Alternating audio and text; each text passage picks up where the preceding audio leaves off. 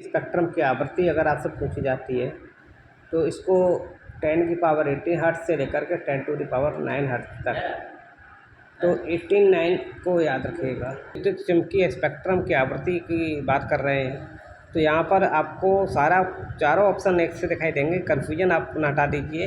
18 और 9 का रेशियो आपके सामने रहेगा।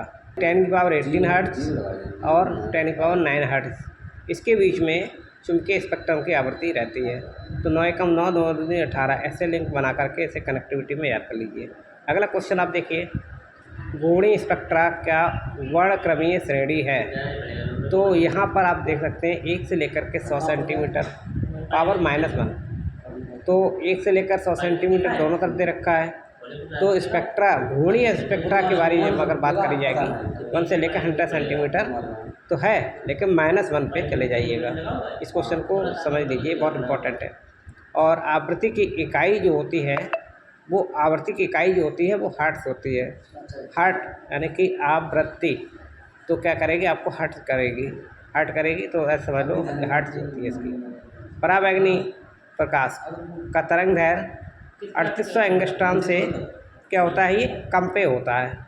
3800 एंगस्ट्रॉम से पराबैंगनी प्रकाश तरंग दैर्घ्य प्राप्त होता है। तो ये किस पे होता है, इस पे कम पे होता है।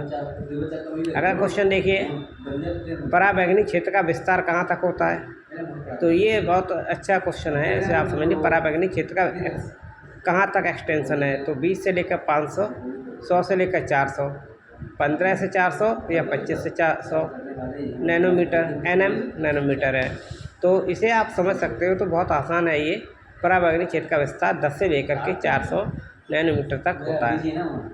एक क्वेश्चन और आपके सामने, किसे लैम्डा के द्वारा निरूपित किया जाता है? ये साइन आप देख लीजिए, लैम्डा का साइन है, और इसे हम लैम्डा से चिह्नित कर सकते हैं। तो हमेशा याद रखिए कि लैम्डा जो है आवृत्ति से ही संबंधित है। तो यहाँ पर ये जो साइन किसके लिए निरूपित करेंगे, हम आवृत्ति के लिए करेंगे। एक क्वेश्चन और आपके सामने, बहुत इंपॉर्टेंट क्वेश्चन है ये, कौन सा वेग का सही सूत्र होता है? तो वेग का जो सूत्र होता है v जो होता है तो किसके बराबर होता है? वेग तरंग दैर्घ्य और आवृत्ति का मल्टीप्लाई, यानी तरंग दैर्घ्य इंटू आवृत्ति को, इसे रट लीजिए अच्छी तरीके से। इसका आंसर सी है, यानी कि v = TA। ऐसे इसे शॉर्टकट से याद रखिए, वेग टा है तो v = TA। तो इसे शॉर्टकट से रटने के हिसाब से आप समझ लीजिए। तो इसका आंसर सी होगा। प्रकाशिक घनत्व को इस रूप में जाना जाता है। तो प्रकाशिक घनत्व किस रूप में जानते हैं, ये देखना है हमको। तो हम प्रकाश का घनत्व तब जान सकते हैं जब वो अवशोषण को चेक करता है, ठीक है। तो अवशोषण इसका आंसर सही होगा। और पथ लंबाई को निरूपित करता है। पथ जो होता है, पाथ जो उसे कहते हैं हम, वो लंबाई को किस पे शो करता है? तो पथ लंबाई को निरूपित किया जाता है किस पे? डी पर किया जाता है। मैं आपको 2 क्वेश्चन और बता दूं, इसमें इम्पॉर्टेंट है कि अंतरिक्ष में स्वतंत्र रूप से चलने के लिए गैसीय अणुओं की क्षमता का परिणाम होता है, क्या होता है जाके?